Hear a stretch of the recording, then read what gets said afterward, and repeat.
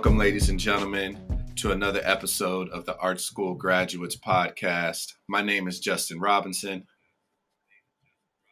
And I'm Badir McCleary, and we're back. Episode 3 with some great stuff. Justin, how you feeling today? Man, it's a good day, man. It's a good day. And I feel these topics we're going to speak on today are going to be actually pretty insightful for people. And I feel like our artist spotlight is going to be very insightful for our audience too. So let's go ahead and dive in. So, Badir, you being an artist, you owning art galleries and you being an artist yourself, we came across this article from the New York Times talking about a utopian space for Black artists reimagined at the MoMA. Let me pass that over to you so you can break that down for us. Yes. So, for those that have been following, what we've been doing, and talking about, and also on Instagram lately, I've been on the East Coast, checking out an amazing show that's very near and dear to me for my research, and that's the Just Above Midtown show at the MoMA, also known as Jam for those that are, very familiar with it. But for those that don't know, Just Above Midtown was a gallery that was created by a hero of mine, Linda Good Bryant, that showcased many of the Black artists that we come to know and love today, like the singer Ngudi, Hawadina Pindell, David Hammonds, who's literally my favorite artist, and many, many more, to create a space for Black voices, Black creativity, and also a way for Black exhibition, which I thought was amazingly important, especially for, like you said, what I do, being a gallery owner and being able to help and be a partner with a lot of artists to steward, their career in the right direction, and, work toward potentially being in a museum or a important collection. So I was very excited to just see this exhibition, man. Like it was, I walked in, I had a little bit of nerves, because like I said, it's like one of those things. It's like meeting Tupac, rest in peace. Like, you know what I mean? Like Yeah. you done heard all the music. I've read articles, I've, done research on Linda Good Bryant, have seen many of the works that have come out of that space in many exhibitions, Soul of a Nation being one of them, um, and have just admired the work of everyone that took part in creating this space, and to see that on display with a lot of the attributes of what gallery owners know, bills and responsibilities among other things, on display as a part of the exhibition, as a part of the experience, really spoke to my soul. And I was truly appreciative of just being able to see it, before diving into just the amazing works. So have you ever heard about Jam before? Vaguely. Mm-hmm. You were the one that introduced it to me. We talked about this last week. You had Mm-hmm. said, "Hey, I'm going to the East Coast. I'm gonna check out this Jam thing," and I was like, "What is this dude talking about?" And then that forced me to do some. Yes, you had introduced it to me, and I was like, "What is this Jam thing about?" And when I looked it up, I just felt like, man, that's Black excellence right there. Here you have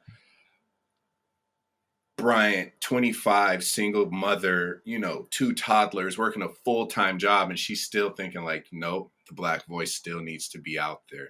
So Mm-hmm. she ended up open up this gallery, creating this like art, Black art centered movement. You know what I mean? And I was just like, wow.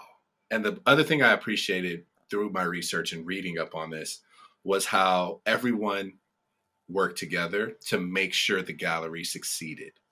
Mm-hmm. It was like a commune almost. You know what I mean? Like an artist commune where it was just like everyone helped everyone. If you had a specific skill that could be beneficial to someone else, you would help them. If it's photography, it's typography, if it's graphics, if it's design, everything worked like that. And I think that caused that gallery to be super successful. And I was just Yep. looking at it like, man, where are these now? That's a question I would Mm-hmm. love to see. Like, where is this now? What's causing this not to happen? Because if they could do it in the 60s and 70s, what's stopping a group of artists, minority Mm-hmm. artists, from creating something just as good as this? And you have the blueprint. Like, literally, that was the blueprint. Mm-hmm. She laid it out. She was like, some of the places were like, you need $50,000 to rent this space. And she's like, I don't have that. But what did they do? They found a Yeah. way. She didn't, it was like, no wasn't an option to her. No was just like, okay, I have to find another way. It was just like, Yeah. no, that door closed, something else open. Let me keep going. It worked, bro. And I was just so excited to see that one, a black female push Mm-hmm. through and create this space, and everyone that participated, it, I don't want to say fall in line, but they supported the dream. They supported the Yeah. idea. They supported the goal of what she stood for. And it turned out to be so successful that the moment now is just like, how did we miss this? We need to give this its spotlight and shine. Yeah. I mean, and to add on to what you were saying, I mean, like we falling in line in this case is not a bad thing. Like Yeah. they knew that this was a goal for everyone. Everyone was going to benefit from this. I mean, look at it now. I mean, one of the things that us as creatives is that especially in today's society, we're pretty much on demand. Right. We're not waiting for the 10, 15 years that sometimes a good meal, quote unquote, takes, to be, Right. what I mean, to be Right. really, really beneficial or fulfilling.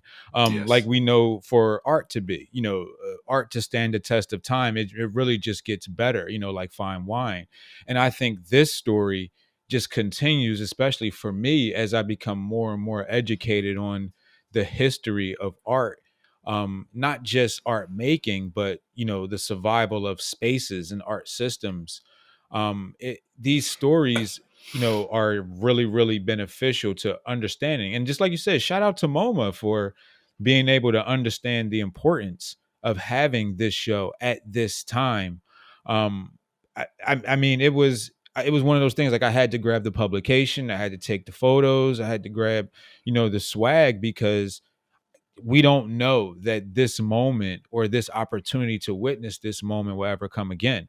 I mean, we have spaces, that are run by, black gallerists and things like that now, but this moment to me was different, because there wasn't a plethora of opportunities to where you were forced to band together if you were going to make it.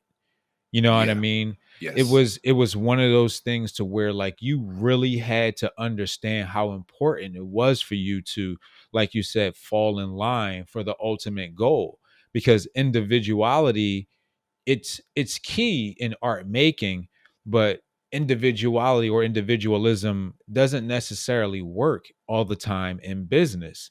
You Mm-hmm. need a team. You really need a team to really cover some of those bases that you can't.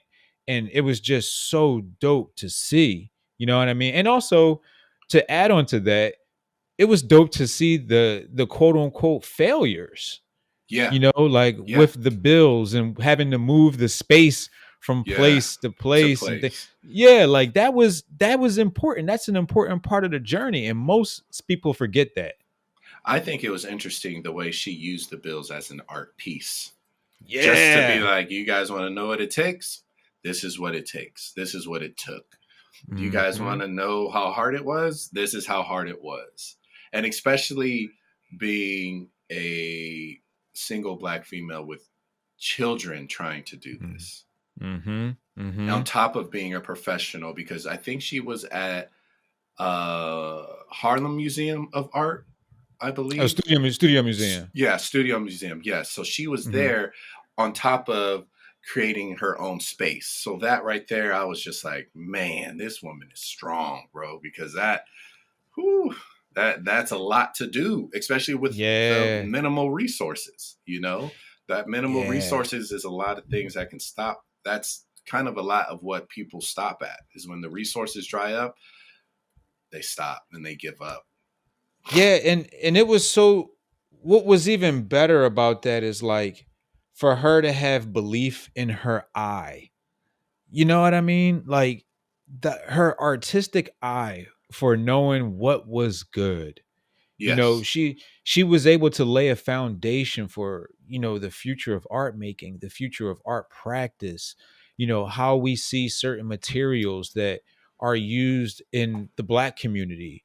David Hammonds, my favorite artist of all time, he was using things like, chicken bones and hair weave, Yeah. like what gallerist would have gave, those works a chance without understanding the origin of what they meant to the community, Yes. you know And even speaking on that, the gentleman out of Watts that used he worked in his mother's salon, and he took the foils from when he used to Mark do Bradford. Mark Bradford, yeah, and now look where he's in the Broad, he's in Guggenheim, he's in all these Great big, guy too.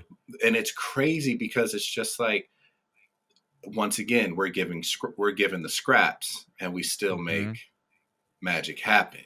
And it's just Yeah. like, I remember hearing his interview similar to what you just said. He was like, if I couldn't buy it at the hardware store, I wasn't using it. So he was like, Hmm. so he was creating out of necessity. And I think Yeah. that's what she was doing. She was creating out of necessity because it was just like in the 1980s, there weren't a lot of women showing in art galleries. And so what did she do? She offered up her space so that these Hmm. women could have a space to show. And then Yeah. that's when everybody was like, oh, okay, what's happening? Because these were big name women that still weren't getting the Guggenheims, the what's the other one? The one in the meatpacking district in New York. Oh man, it's a Oh, couple of I those. know. I can't think of the name. It'll come Like, you back mean to the me. Whitney? You mean like the Yeah, Whitney? Yeah, yeah, like, yeah, I mean, a lot of these artists weren't even getting regular primary gallery shows. right, right, Like they couldn't get, I mean, think about it. Like as a gallery owner in 1960, someone walks in, David Hammonds, for instance, walks in with a body print, and you're like, well, what the hell is this? Or, a Melvin Edwards comes in, with these sculptures that look like, you know, what we know as Game of Thrones weapons or whatever now, you know what right, I mean? They're looking like, what is this? right. There's people like Linda Goodbryant and the team that worked with her that understood, the origin of, like I said, these items and how they could relate to a new way of art making, and how Yes, that new way of art making needed a place because it was different from yes, what was in, the current society. These spaces, are always built out of counterculture. yeah, you know yeah, that's some of our best art is made out of counterculture. Some of the best stuff in history is made, or you know uh canonized because of a moment where they're going against the grain. hmm, No one makes history by following, the rules per se. Let's just say that. Um, and I think, Linda Goodbryan, again, I call her my hero because, her fight, her never say die attitude literally uplifted an artistic generation. Like yes, and in New York too. Like yes. this isn't like, and no diss to like the Washington Color School or the Black Mountain School or any other schools that, produced amount of artists, but New York City is a Well, tough market. it's the Mecca. It's the mecca, you know what I mean? And to have that, to break in that market and to break into, owning, or not owning, but renting real estate in New York for something that's not a guaranteed profit is a huge risk and a huge mental and financial undertaking that, we just have to give her credit for. Oh, absolutely. And granted, the risk was high, but her reward was even higher. Oh You know what I man. mean? It's just like, think of it this Mhm. way. She has a black centered art space, and she's the one that's tying in the community, not the big Mhm. names who have the money and the space to provide it. She's doing it. She's putting it on her back, bringing in indigenous artists, Asian artists, Mhm. Latino artists into this space, because Into it's the just like, space. Yep. that's the thing I think gets overlooked a lot, is like that space, even though it may seem like, oh, it's just another black owned company, they don't know what they're doing. It's just like, Mhm. no, we know what we're doing and we want you to come here. And then it's crazy how it's like, once people start noticing it, then people are like, oh, they're doing something good, when it's just like, why couldn't you just notice it for what it was Mhm. Mhm. beforehand? Why didn't you want to support when she was coming around looking for spaces, and you guys have these Mhm. spaces and we're saying, no, there's no value in it? Because it's Yeah. just like understanding, like, performance art, which is more of like the my mom calls it the ancestral art, which is more Mhm. of like the dancing, the free body Mhm. movement, which Mhm. isn't your traditional ballet, but it's more speaking towards ancestral dance for most people of like the indigenous background, or many who are coming from like the Dominican or the Mhm. African cultures, that they don't understand that. But that's a performance art. But then they go here and they're like, oh my gosh, this is beautiful. And it's like, stop it. Stop it. Yeah, I mean, it's very interesting because we talked about earlier about these spaces being around today, and I do think there are a few spaces that are trying new things, in performance art and street art, and new ways of contemporary creation. But PR is a big thing, being a small fish in an even larger pond these days. And then also the commercial aspect. Like there's a lot of opportunities that, these spaces, not just black spaces, but, Latino spaces, Asian spaces, and, a whole bunch of other nations and religious creed focused spaces, um, that they get opportunities that just weren't available back then. There wasn't an opportunity for Netflix to partner with Linda Good Bryant. You know what I mean? Right. Like Yeah. there are certain spaces that have prior connections because the gallery owner has had success in another field, and they were able to bring that community into this field because of their success in that other space, which is offering an opportunity for that artist to gain more exposure. One other thing to add on to this, and I was reading an article about UTA, and them taking the approach of like the artist as a more marketable entity, Yes. very different from what Linda Goodbrien did. Break down what UTA is for some of our listeners. Yeah, so UTA is the United Talent Artists. It's an agency based in Los Angeles, but they also have an art division run by Arthur Lewis, who's also a good guy and has a great vision for the space and also a great collection. They've done a few articles on him, and he's really been a steward for uh, Black fine art in the city of Los Angeles. Yeah, in his space, like what they've been doing, and I think that was also a New York Times article as well. They've been providing opportunities for artists in film, in branded marketing, in commercials, television, by placement of pieces. These are opportunities and spaces that Linda Good Bryant and the artists didn't have in the 60s and 70s, and even carrying into the 80s. This is something brand new to where they were able to set the framework for these black artists and the visibility of black artworks for these opportunities to become available. Hmm. Yes. And that's it's so great. I So I go back to my question for you. Being Mhm. that you've been in this arena and you've had your gallery 38 that you had with your good friend, and partner with that. How how do you see this being applicable now in 2022, or is it even doable to have a full functioning space that is ran by artists and that they all pitch in no matter what their skill set is? Because that's what happened for her. That's what caused um, Jam to be so successful, is that there Hmm. was no ego involved. Do you see that as something that could possibly happen now, or do you think it is more of a each man for himself type vibe?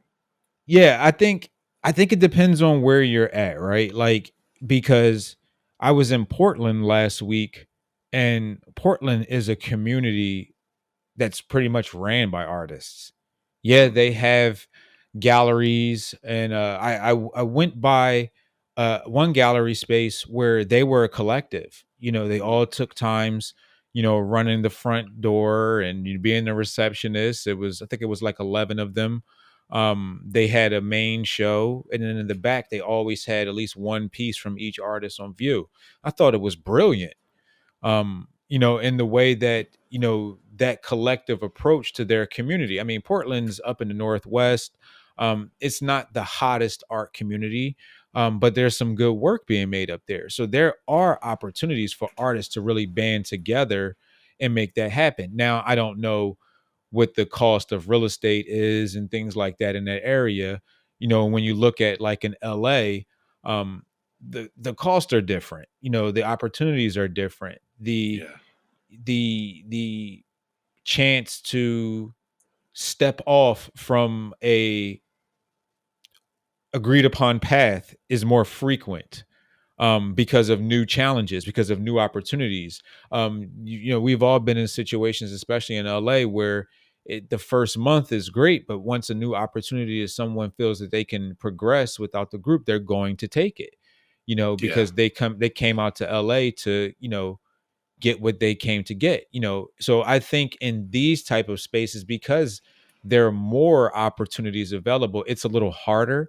I'm not Hmm. saying it can't be done, it's just harder because people have seen other people make it, quote unquote, individually, doing things Yeah. on their own, to where it's like, well, why do I need that? I can get on the internet, I can do this and that and make something happen to myself and not have to share. I mean, think about the argument now with the 50%, 40% or whatever with the gallery thing. People feel like they don't want to share. I wonder what that conversation was like with Linda Good Bryant. I just feel like even though they got kicked out of their third, building, their final building, I feel that everyone bought in no matter Hmm. what. And I think that's why they're so revered now and they're so spoken of through some of these, major names in the art gallery and like in art galleries in the art circles, because it's just like everyone put their ego down to elevate Yep. to elevate the brand, to elevate the Yep. program. And I think that's where art was like its truest form, where it was like everybody was just able to create, and whatever they brought in, they Hmm. were able to, you know, make it happen. And I Hmm. understand the complexities now versus then. Of course, technology, social media plays a huge role in Yeah. a lot of these things, but I would just love to see something like this pop off and happen again, like a Jam 2.0 or 22.0 or whatever they want to do. Well, I mean, I think we saw a bit of it, with spaces like the Underground Museum. Yeah, They had a real jam vibe. I'm hoping that they come back, very soon. I know they had temporarily closed for a bit. Um, but they had that same vibe. Um, even with the spaces that I've, been a part of, I've tried to recreate that type of vibe, just by just the research and the things that I've done with understanding what Linda Good Bryant really focused on and really tried to do and did do. yeah, And trying to not replicate exactly what she did, but just take that type of thinking into the space, looking more into what's happening in the practice. And I mean, it's tough. I mean, when you got, as a gallerist, when you have bills to pay, every month, and, and, Yeah. and there's no end in sight, and there's no, reprieve, because you got to get, these pieces sold. It's tough. It's really tough to really dig deep and say, I want to focus on something that is really going toward the history, or challenging something new, something different that you haven't seen before.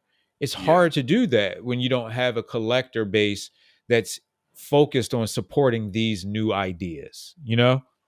Yeah, I get that. And that's some of the things you've expressed to me, even in our own private conversation about, like, if you're going to open up another brick and mortar type vibe, if it was worth it to you. So I totally get it, because we've had these conversations that we can Yeah. possibly bring up later about, the logistics of a gallery and owning it and how it works and all that stuff. Because I feel that that's like a major conversation piece that most people don't know, and I feel that most Yeah. people need to know, is because it's just like, granted, you're using the gallery space as a stepping stone to get where you need to go, but don't forget to give Hmm. back. Don't forget to, like, reach back and help, because that Oh same yeah. gallery that you're using to propel yourself, you want it to be there for the next person to use so they can propel themselves. And it's kind of like that Facts. cycling, that cycle effect, which is oftentimes in this climate now is unseen, because many people are, lack of words, selfish, you know? Yeah. And so, yeah. I mean, and to add on to that, like, having that space, I was able to do some amazing things. You know what I mean? Like, just like a Yes. Linda Good Bryant, it wasn't just allowing artists or working with them on sometimes their first shows, or just giving them a wall or two to hang work. There was times where I actually lent my gallery for a studio visit for certain artists. They were having Hmm. museum visits or other collector visits and had nowhere to show.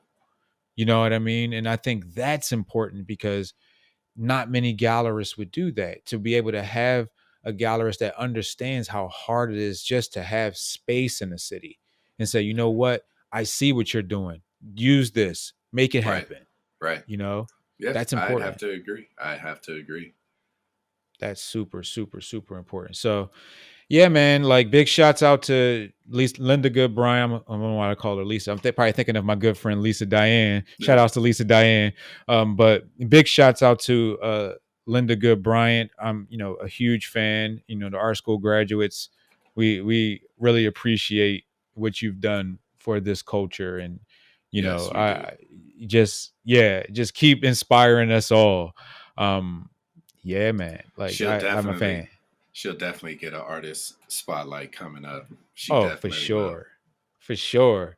Yeah, so as we keep this good train rolling, we wanted to touch on a really interesting topic about museums, collections, and our society. There was a story that's very familiar to me, being a hometown Philly kid, but very also disturbing, because it gets mentioned throughout the art world, and also throughout museum etiquette or institutional critique, is the story of the University of Penn holding the body of a young woman that was killed during the move bombings.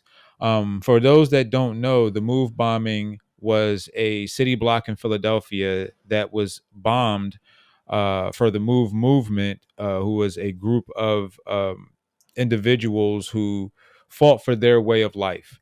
The city of Philadelphia um, went back and forth with these residents about their activity in the neighborhoods. And ultimately, there was a shootout before that.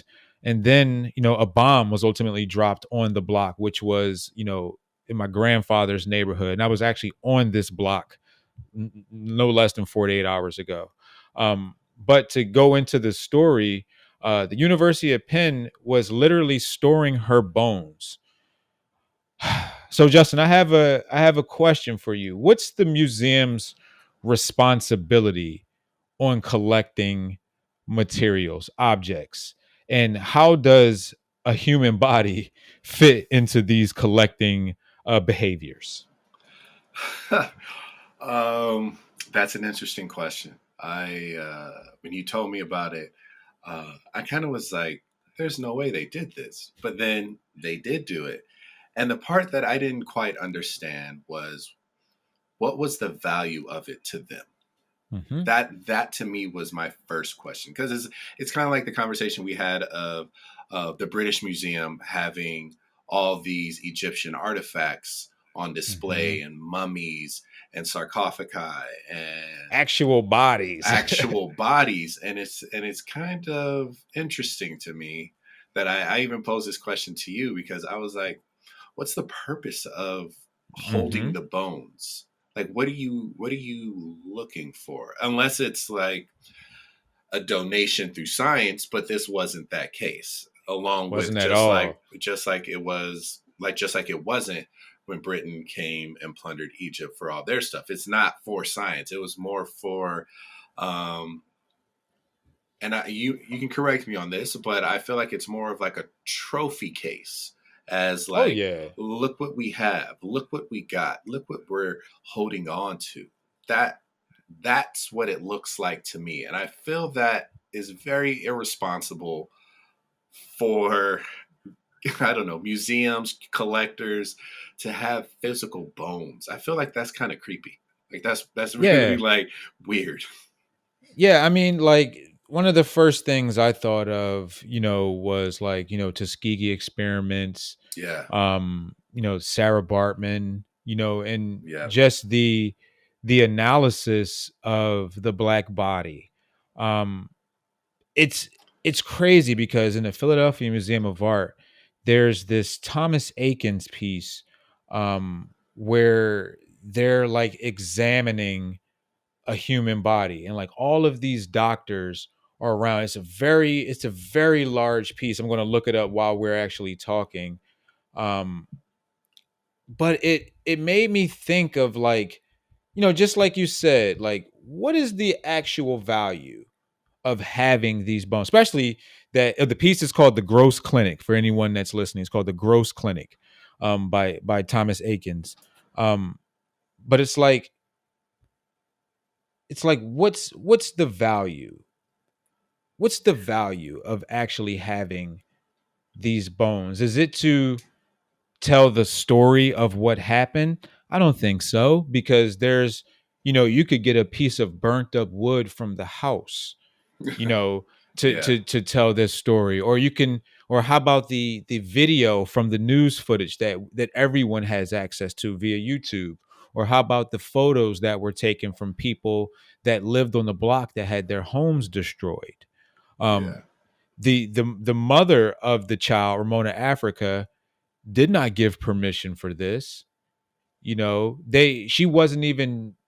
I don't even think she was even told about this until recently. Now, to add on to that story, the bones were returned to the family, and I believe the family has since interned the bones into their final resting place.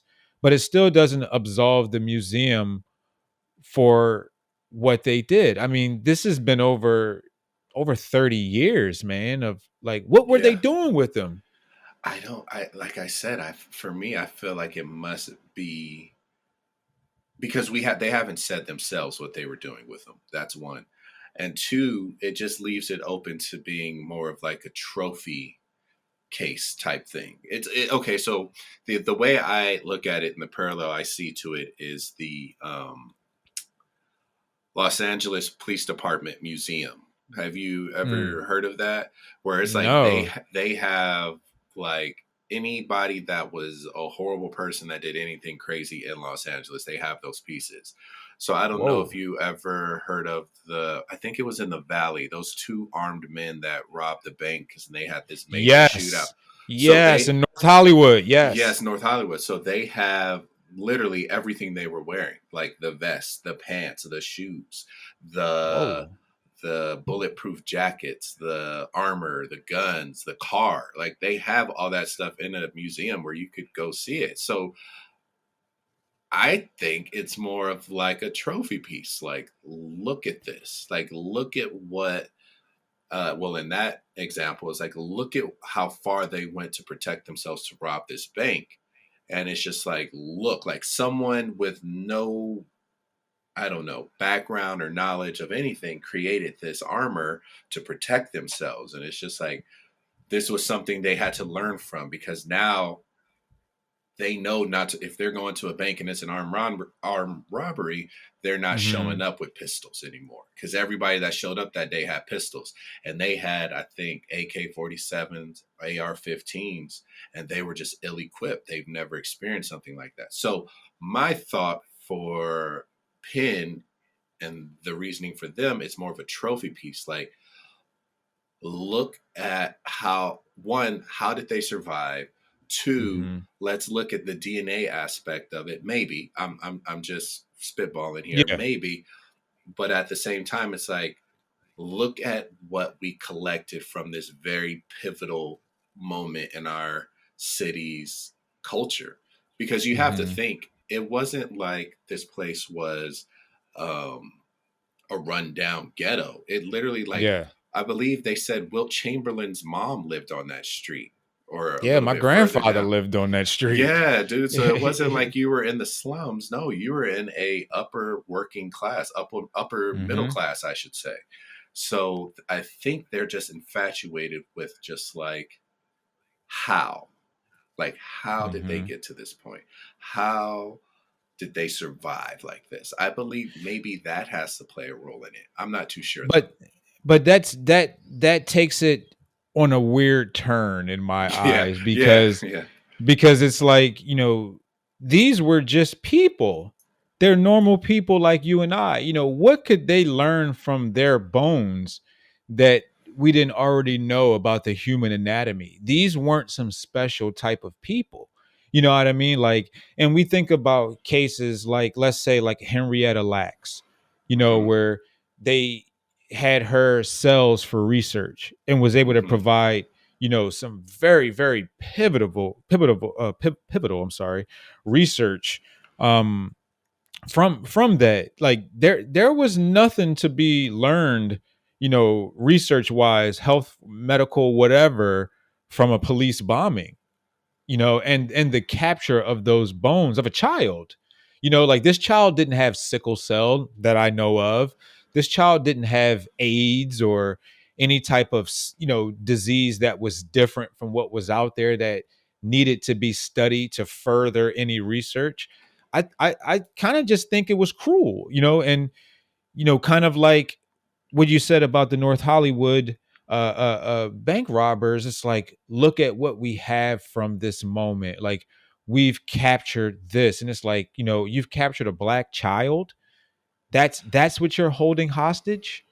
You know? Yeah, I think this is another point we differ on, but I think it was more of a scientific pull because it's just Yeah, like yeah, hearing it is like, what are the effects of this dropping this bomb in this neighborhood? How did it affect a younger person versus how does it affect an older person? It's but they kind of didn't. They morbid, didn't. but yeah. Yeah, it's very morbid because they didn't have that.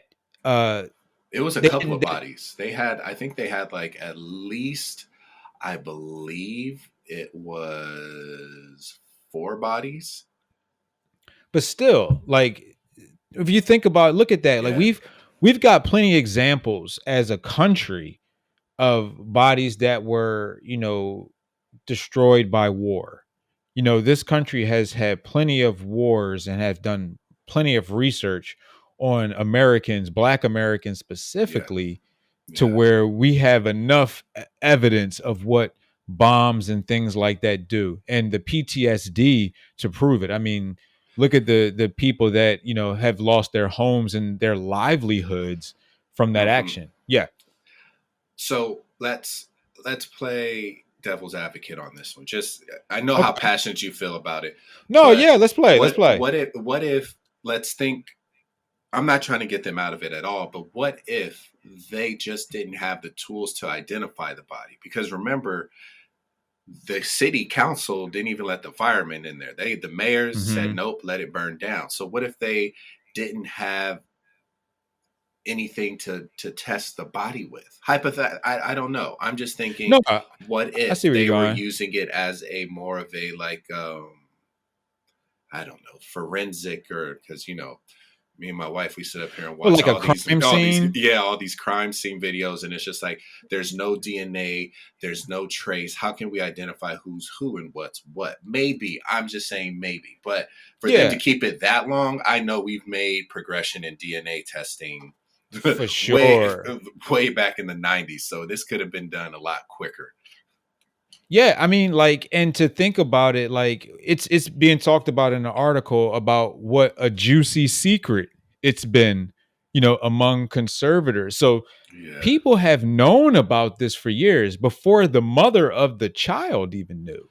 So yeah, like this is different from like stolen art. You know what I mean? Or, looted art from, the different eras of war where it's now, being returned. Like this is a human body to where the mother didn't even know yeah, that this was there. So now I hear what you're saying, with science and things like that. But my thing is like, all right, what was the process of this? Was it collected by the morgue and then turned over to the University of Penn because they have a better science department, a better forensics department, a better research department? Possibly. But at that point, there comes a chain of custody, right? At that yeah, point, who do you notify that these remains are being transferred?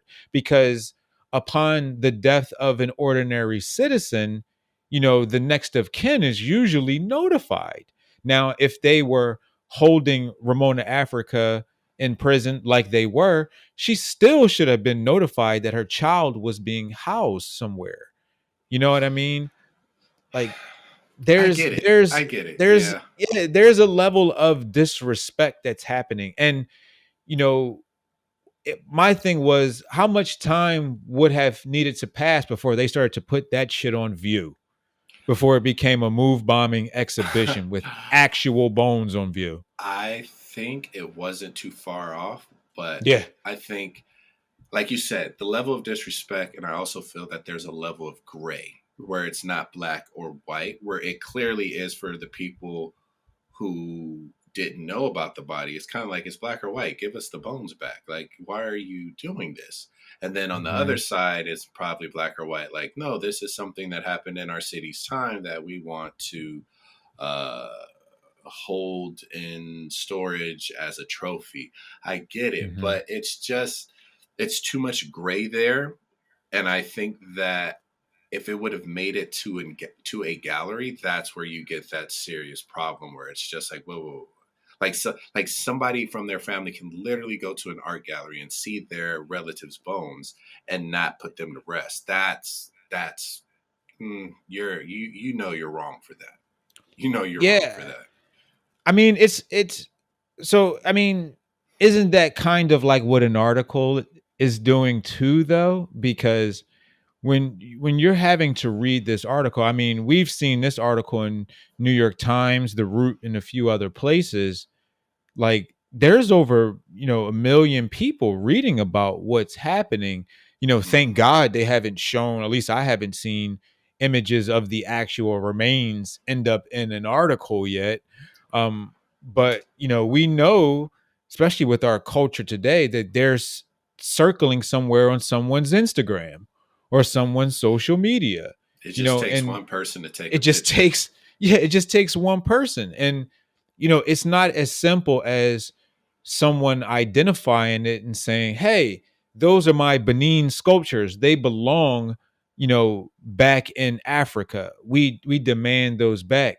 That's like, yo, this is my family member. Like, for instance, like when at the National Museum of African American History and Culture, I went and I visited, and they had Emmett Till's casket. Yeah. Like you could not take photos of Emmett Till's casket in the museum. There was not This was not a moment for your selfies. This was not a movement for a moment, I'm sorry, for social media marketing. It was a moment for reflection.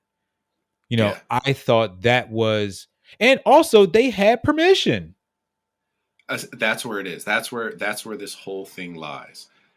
They didn't have permission and they got caught. They got caught with their pants down. And now Yep. they have to pay that repercussion. They got to pay for it. That what you just said is the whole reason we're having this conversation, because it's like it Yeah. probably was, I wouldn't say maybe 2 or 3 years away from ending up in a gallery somewhere or being put on show for something, because it's like if they could keep it quiet from 1984, I mean, yeah, 1984 or 1985 till Yeah. 85. 2021, like, Yeah. come on now. Like I mean, you that's how got you know. 3 years to the 40th anniversary. I mean, you think that Oh, wasn't circulating? You know what I mean? Like, I'm pretty sure there was like conversations of, can we, should we? what do You you know what I think? mean? Yeah, What do yeah. you think? Like, because like that's a pivotal part in not just Philadelphia history, but American history. Like, Hmm. a bomb was dropped on a U.S. city. Yeah, you, you know what I mean, on its yeah, citizens. yeah. And it's not anything like the North Hollywood bank robbery, where the citizens were just fed up with the economy or financial system and decided to take something in their own hands. These folks were you know attacked. Yeah. You know what I mean? Attacked. So let me ask you this: when Yeah. does it become, like you asked me earlier? When do these objects of, I would say, war become art pieces versus a human being? Because it's kind of weird to see, Hmm. like even with the North Hollywood incidents, like you can see the bullet holes in the clothes, like you can see the Hmm. bullet holes in the car. So it's just like, okay, and it's like you can see the person's remain. Like, when does it become? Where do we draw the line between art Hmm. and just flat out our obsession of death? That's a really good question. I mean, like, because you're right. We do have, as Americans, an obsession with it. It's really weird. But it is We've part. become numb to it. We've become Yeah, numb to it. We see it so it's much, it's recorded everywhere. It's crazy. everywhere. It's part of our history. So, Yeah. we can say that those items could belong in a history exhibition, with detailing, especially like if they have a museum, of Law and Order, or something like that, where that's Hmm. shown, like how you know police or law enforcement armor had to be upgraded because of, like you said, the ammunitions that people were bringing to the party. Yeah. I can understand that. That's an education point. That's a takeaway to where I can say, okay, they now have these you know armored trucks and these large freaking vests, because mofos is bringing AK-47s to the party now. Like, you know Yeah. what I mean? Like, we Yeah. can Yeah. see the level increase. You know what I mean? Yeah. Like, where does where does it become art? I don't think it does. I think those objects never become art. They stay as history. I think the art is when a creative like you or another artist interprets that piece in their own way in a new object. You Mm. know what I mean? Yeah. Or taking materials from that area, not necessarily of the incident. Like, for instance, like a Noah Purifoy or aforementioned Mark Bradford. Mark Bradford took different materials from the neighborhood, from the 90s riots and things like that, and put them in there. So did Noah Purifoy, Yeah. burnt up wood from the ground and made different art pieces and things like that. So Hmm. there's materials that you can use that still tell that story without including the pain from Got it. that story, you Got it. know? Yeah. No, I would agree. And we could probably go on about it, but it's just I I think we both can agree that they got caught with Hmm. their pants down and now they're trying to save face. Because Oh it's yeah. just like because you have to think if this happened with any other race, Hmm. oh man, Oh, it'd be it an would have issue. been bad. It would have been a big issue. So no, I agree with you, brother. I would have to say that they got caught and now they're trying to just do an about face and try to make it quiet. Yeah, I mean, like, and it keeps bringing up that question of like, who's checking the etiquette of museums? Who's what standards? I mean, I know that there's the American Museum standards, and associations and things like that, but like, is there a true audit? Like I think of one artist that I love, Fred Wilson, where he did a project, called Mining the Museum, in 1992, Hmm. where he went through the museum's collection and, placed objects, next to each other in comparison, where they had like a slave whipping post, next Wow. to a sculpture, and you think about what's in these storage units and like like what's truly there and like what's the etiquette for them putting it on view. Yeah, they might have a thing where it's like, okay, we don't want to ruffle any feathers putting this on our stage, quote unquote, but that don't mean we ain't got it locked away. Listen, I don't. I believe there is a traditional etiquette for galleries and things like that, but there are some pieces that, with today's climate, will probably never see the light of day because they Yep. know the controversy behind it. Um, so it's on that thin line of are you willing to push in the name of art, quote unquote, Hmm.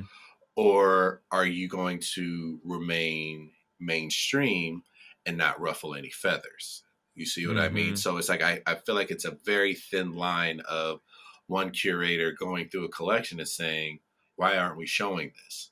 This is, Hmm. and just like what you said, this is history. This is telling another story versus someone else who may see it as an offensive piece. So it's like I feel like it's a very thin line of Oh yeah. you're Nobody one wants to lose their job these oh, days. absolutely not. You're one painting, you're one Yeah. sculpture away from the whole gallery being shut down, you know? Yeah, and public scrutiny and Yes. all types, like literally you're one decision away. And sometimes the curator, the director, the gallery, whoever doesn't get the chance to understand why, because there's been a public crucifixion, Hmm. because of this art piece that's on. I mean, we can talk about art pieces that have been through that throughout history. Yeah. Andres Serrano's Piss Christ comes to mind.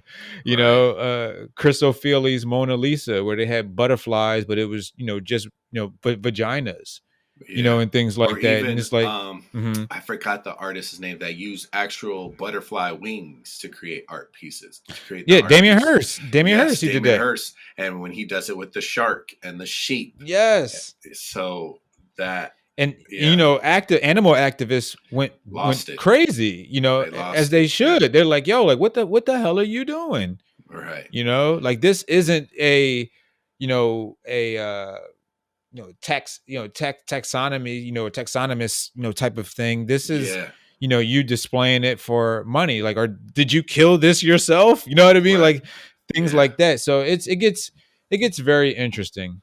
It's a I very just think fine line, like you said. I think it all comes down to what are they willing to risk for that moment, if that makes sense. Like, Makes total sense. are you willing to put your name on the line? Are you willing to back your curator's decision to display this work? Like, what are you willing to do to set yourself apart? And they have to know with, you know, with great with great expectation comes a very, very great reward. It could be negative or positive depending on how it hits your audience. But Yeah. I think some pieces can be done tastefully, but I think it takes the right person. You Yes. can't have someone that is not one sensitive to whatever the piece is, Hmm. and two, you can't have a person looking at that Instagrammable moment Yes. Exactly. because Exactly. the Instagrammable moment will make people flock, but it Hmm. also you will get the most scrutiny out of that. So it's kind of like you have to understand, like kind of what they did with Emmett Till's casket. It's more of like it's in its own space. You have Hmm. it's a practice in being present. You're Yep. witnessing it as how his mother witnessed it back in that Exactly. And, time. and it's not marketed. It's not No, marketed at all. no, no, no, and that's what I mean. I think that whoever displayed that and set that up, they did it Hmm. very tastefully, where it was like we're going to Yes. allow people to experience this the way his family experienced it and his mother experienced it, because that Yeah. right there is enough to get you to think, to question, Hmm. to understand, and you leave there not feeling offended, but you're actually feeling sympathy for that family and Yes. questioning how far have we really come as a country that Yes. a little black boy who wasn't even from the South could get beat to a pulp by grown men. Like that, Hmm. that's what it could do. And I think Yeah. for the pieces that most galleries have or most collectors have, they need to have a person that's sensitive to that.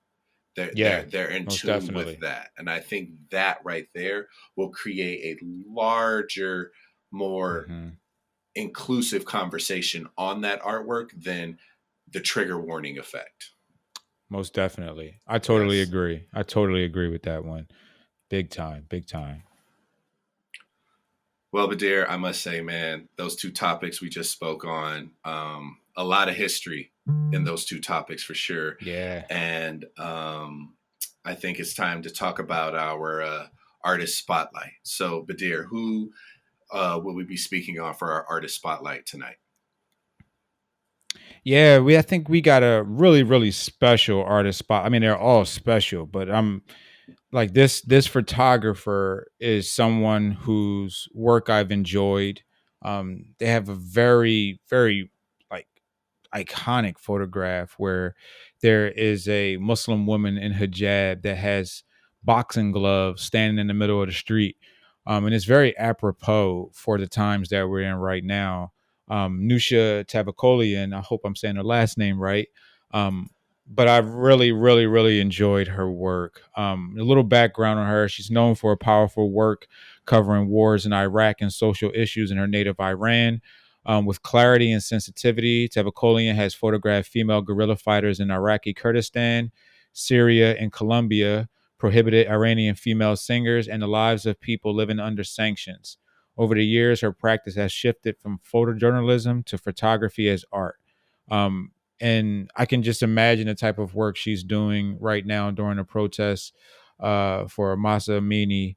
And I just wanted to give her a shout out and all of our Iranian friends and family, um, and just showing that we hear you, and we respect and show love to your movement, and you have friends and family over here, big time, and we appreciate what y'all do, Yes. big time. Yes, when we were going through picking who was going to be our artist spotlight, sh- this artist, she stood out to both of us, and Hmm. I think it's along those humanitarian efforts, along with her willing to take a risk and do this in a country where we know it is not very favorable to women, and we know the constraints they are under, and for her to stand there and say, no, there's a story to be told and I'm going to tell it.